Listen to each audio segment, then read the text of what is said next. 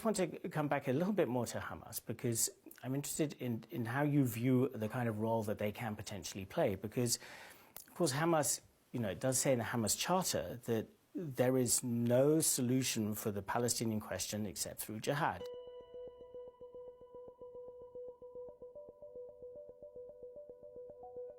It says that any initiatives, international conferences, proposals are a waste of time and vain endeavors. Doesn't that give you, isn't that a concern that Hamas is a group that will forever be radical and will never be in a place to try to find the kind of peaceful solution that you aspire to? Do I agree with that position? No. But next question is, why are you silent with the fact about the Israeli government and the Zionists talk about Greater Israel, which covers the entire Palestine area?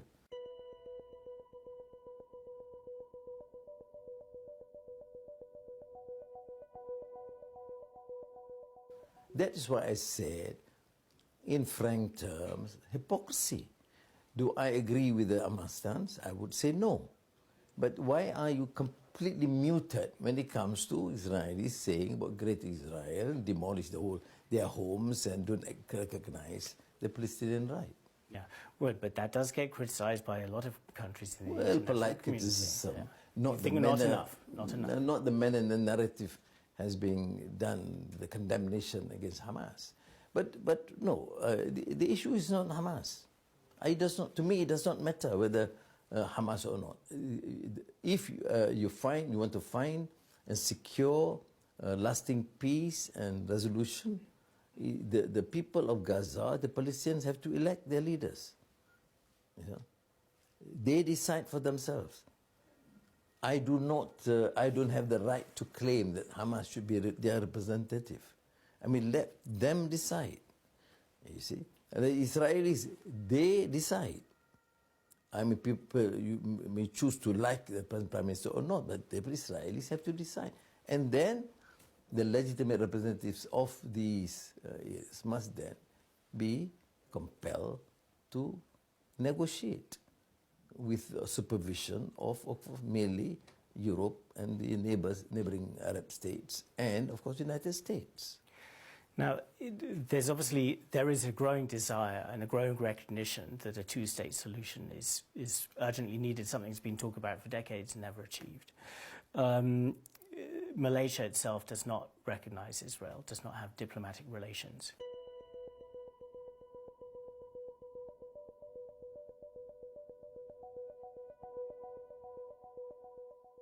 What is that contingent on? Like, if there is progress towards a two-state solution, are you happy to say, yes, we will be in there providing recognition to Israel at a point at whatever point along that process, it looks like a Palestinian state is coming?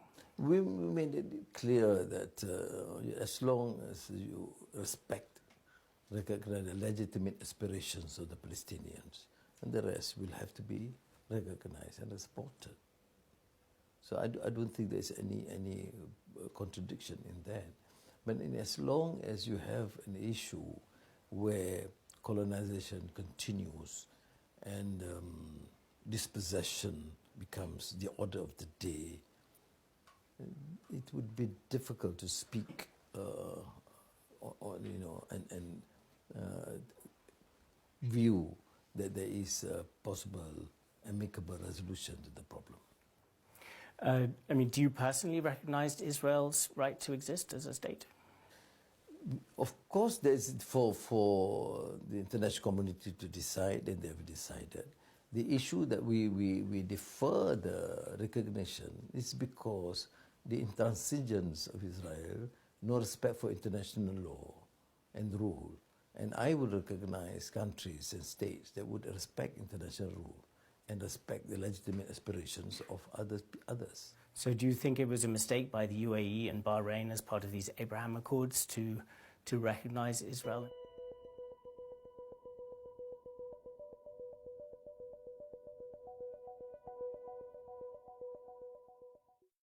Not necessarily a mistake. When they are neighbors, there are some considerations and security considerations.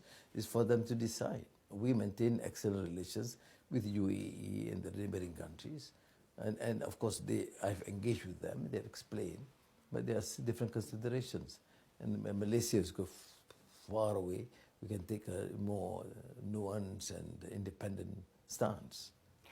Now, Malaysia also has good and improving ties to Iran, Hamas's major backer in the region.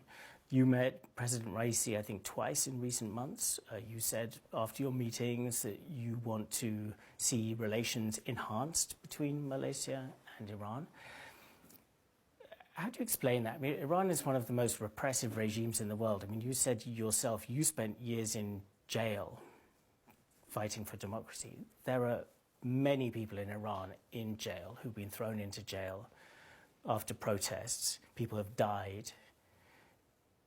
Do you really feel comfortable saying you want to improve relations with a government, with a country led by a government like that?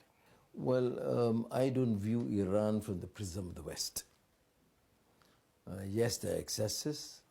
I don't accept that sort of a rabid condemnation of the country. We have excesses in many countries in Europe. We know how minorities are being treated. You know the growing fascism. You know what's happening to the blacks in Africa, in America. They took decades to be recognized. So but would you continue to respect. Why is it that for the United States it's fine, but when it comes to other countries you have a different standard? I have excellent relations with China. I agree in every single decision with China. I have very good relations with Germany. With some issues I differ. So I think we have to take it in stride. And in Malaysia, we are, of course, a vibrant democracy. I believe in democracy. I believe in human rights. But we engage with countries, although they do not necessarily share the same aspirations and views. Yeah. But so just to pick up on that briefly, I mean, you're comparing the situation of African Americans in the United States to the situation of democracy activists in Iran. You think that's a... No, because different contexts. Different contexts. Yeah. I agree with you. There's different contexts. But the point is, you don't engage with countries that share your views, your values in its entirety. I have extremely good relations. To be fair, the United States leadership has been very forthcoming in my defense because of the principle of democracy and human rights. Of course, I'm grateful. But then you don't erase, as I said, the history with the fact that, in the past decades, how the blacks and the colored people are being treated. But my point is that even with that happening, you continue to have very good relations with the country. But my point, my concern is this. When it comes to China, you have different rule. Huge criticism or question gives me why I maintain good relations with China or with Iran. But with the rest, France is fine. Even with countries that continue to bomb civilians and hospitals and schools and mosques and churches, and they are tolerated. So that's why I have this problem with what I call the narrative of the Western capitals. I just want to be consistent. Yes, many countries we don't share the aspirations, but we still engage. And similarly with Iran. And Iran, it may be on the threshold of a nuclear weapon. It threatens many of its Arab neighbors, not just Israel. That's all okay? Well, America can have a nuclear weapon, it's fine. Russia has, Israel has, but Iran, you cannot. But do you think, it would be a breach of the Non-Proliferation Treaty for Iran to develop a nuclear weapon?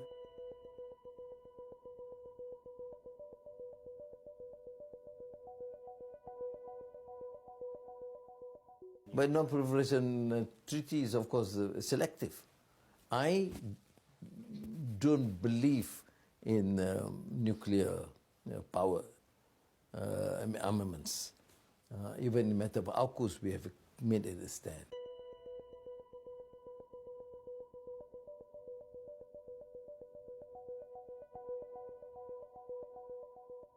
And Malaysia is strong against on the issue of non-proliferation. But again, the narrative cannot be selective.